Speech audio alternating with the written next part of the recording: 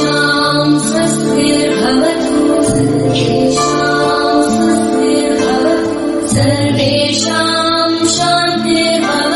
सर्वेषां शान्तिर्भवतु सर्वेषां पूर्णं भवतु नमो नमः। सर्वे बालकाः प्रश्नापृष्टे सन्ति।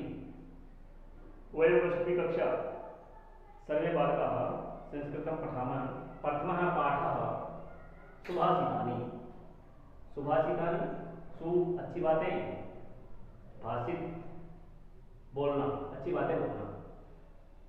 श्लोक, पहला श्लोक है गुणा गुणेषु गुणा भवन्ति ते निर्गुणं प्राप्य भवन्ति दोषाः सुस्वाद तोया भवन्ति नद्यः समुद्रम आसादय भवन्ति अवेयः। गुण गुणवान व्यक्ति के पास रहकर के गुण रहते हैं, गुण होते हैं। वे गुण गुणहीन को प्राप्त करके दोष बन जाते हैं। जिस प्रकार से अच्छे जल वाली जो नदियां निकलती हैं वे समुद्र को प्राप्त करके खारे पानी की अर्थात अपेय पानी वाली बन जाती है। शब्दार्थ देखिए, गुणेषु गुणियों में निर्गुण गुण रहित को सुस्वादु तोया स्वादिष्ट जल प्रभवंती उत्पन्न होती हैं। समुद्रम आशात्य समुद्र में मिलकर भवंत पेया पीने योग्य नहीं होती। दूसरा श्लोक देखेंगे, साहित्य संगीत कला विहीन साक्षात पशु कुछ विषाणहीन तृणं न खादन् अपि जीवमानः तदभाव ध्येयं परम पशुना।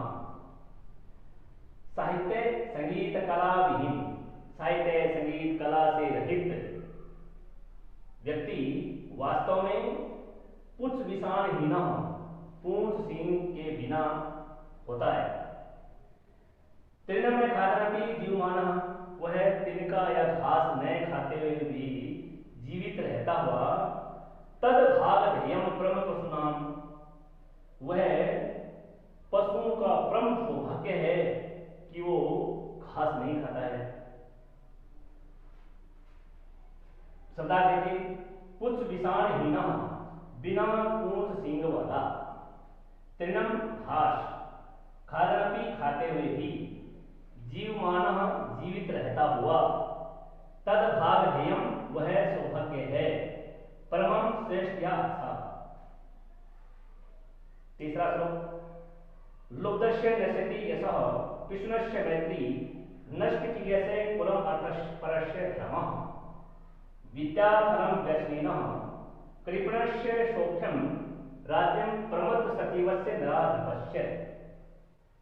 इस श्लोक में जो दुर्गुण हैं उनको दूर करने के लिए हमें प्रयत्न करना चाहिए, उनको छोड़ना चाहिए, ऐसे इसमें प्रेरणा दी गई।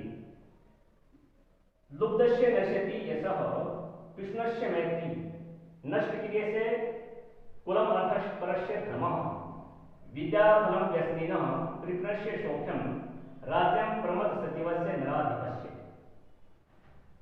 लुब्धस्य लोभी, लोभी का यश, कृष्णस्य मैत्री चुगलखोर की मित्रता, नष्ट क्रियसे कुलम कर्महीन का कुल, अर्थपरस्य धर्मः धन प्रायण का अर्थात धन के लालची का धर्म, विद्याफलं व्यसनिन है बुरे लत वाले की विद्या, कृपणस्य सौख्यम कंजूस का सुख, राज्यम प्रमत्त सचिवस्य नराधिपस्य, ऐसे राजा जिसका सचिव या मंत्री परम आलसी हो या अभिमानी हो उसका राज्य नश्यति नष्ट हो जाता है।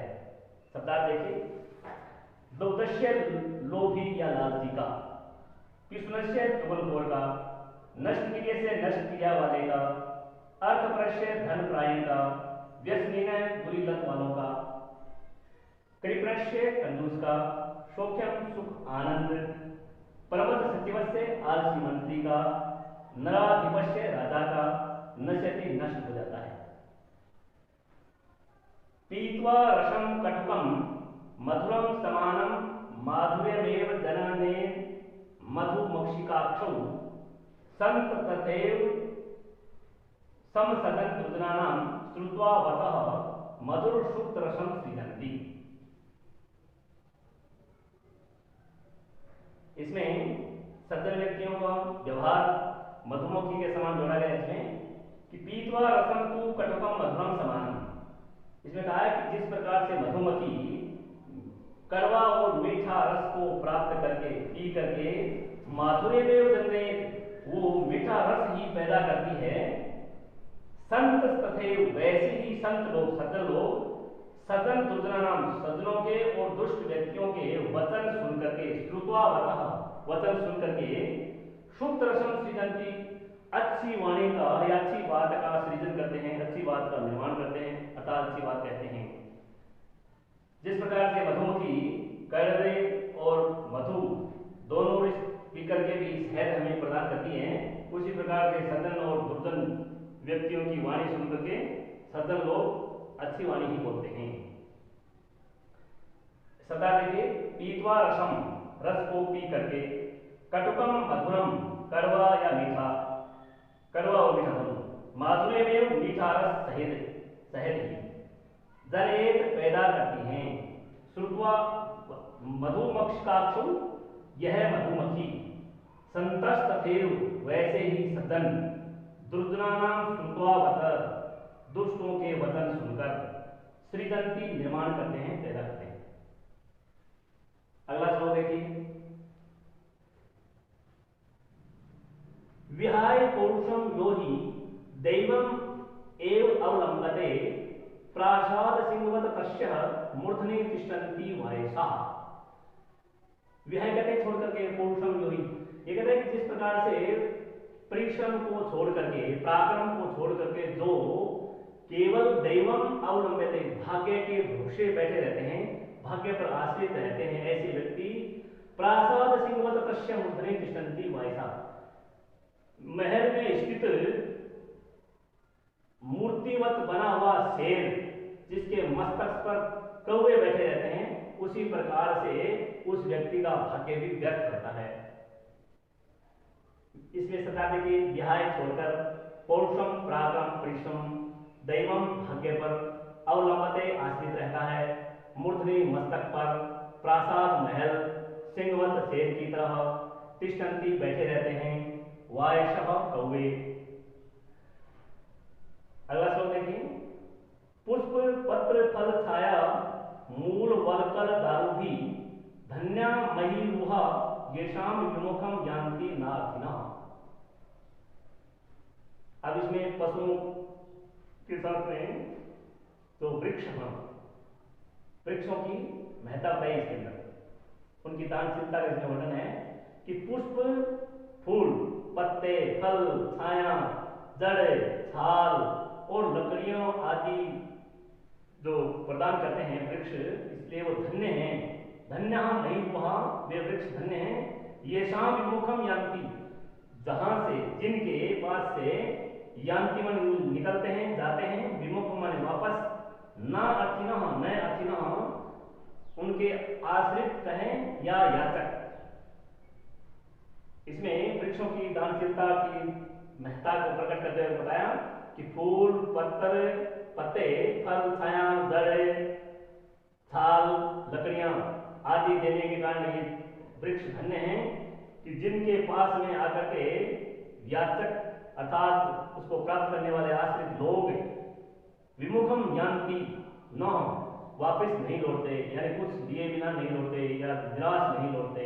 सदा देखिए मूल वलकल पेड़ की जड़ छाल दारूणी लकड़ियों द्वारा मही गुहा पृथ्वी पर वृक्ष ये शाम जिनके विमुखम उल्टा मुंह वापस मुड़ना यान्ति जाते हैं लौटते हैं न अर्थिना न अर्थिना याचक आश्रित नहीं। अगला श्लोक देखिए चिंतनिया ही विपदाम आदावेव प्रतिक्रिया न कूप खननम युक्तम प्रदीप्ते बहिना गृहे। चिंतनिया ही विपदाम आदाय प्रतिक्रिया, यह बताया है कि कोई विपत्ति आए उससे पहले ही उससे निपटने का, उसके निराकरण का, उससे निवारण का हमें उपाय पहले ही सोच लेना चाहिए। क्योंकि जिस प्रकार से न कूप खननम युक्तम प्रदीप्ते बहिना गृहे, घर में आग लगने पर या आग के जल जाने पर कुआं खोदने का उपाय शोधना व्यर्थ है। इसलिए विपत्ति की शुरुआत हो आदा एव आने से पूर्व, विपत्ति के आने से पहले ही प्रतिक्रिया यानी उसका उपाय हमें पहले ही सोच लेना चाहिए। जिस प्रकार से कुआं खोदना यानी आग लगने के बाद में कुआं खोदना का उपाय करना गलत है। शब्दार्थ देखिए, चिंतनीय सोचना चाहिए, विपदाम विपत्तियों को, आदावेव प्रारंभ में ही, प्रतिक्रिया उपाय, खननम युक्तम खोदने का उपाय, प्रदीप्ते जल जाने पर, वहनिना गृह घर में आग लगने पर। इस प्रकार से अपना ये पाठ 7 श्लोक है, इसमें हमने पढ़े, एक बार इसका ध्यान कर लेते हैं। पहला जो श्लोक है इसमें गुण की महत्ता का वर्णन किया है कि गुण गुणवान व्यक्ति में रहकर ही गुण रहते हैं, और वही गुण यदि किसी दुष्ट व्यक्ति के पास चले जाएं तो दोष बन जाते हैं। जिस प्रकार से मीठे जल को प्रदान करने वाली नदियां जो निकलती हैं पहाड़ों से, वो समुद्र में मिलकर के खारा चल देती हैं, अर्थात उनका पानी पीने योग्य नहीं रहता। इसमें संगति का प्रभाव बताया है, संगति जैसे हम करेंगे वैसा हमें फल मिलेगा। दूसरे श्लोक में बताया है कि इसमें साहित्य संगीत कला विहीन, अब इसमें बताया कि भी जो व्यक्ति ने साहित्य में रुचि रखता हो, संगीत कला इनसे रहित है, ये जानता ही नहीं, तो वो वास्तव में बिना पूंछ सींग वाला पशु है। क्यों? क्योंकि जिस प्रकार से पशु की कोई महत्ता नहीं।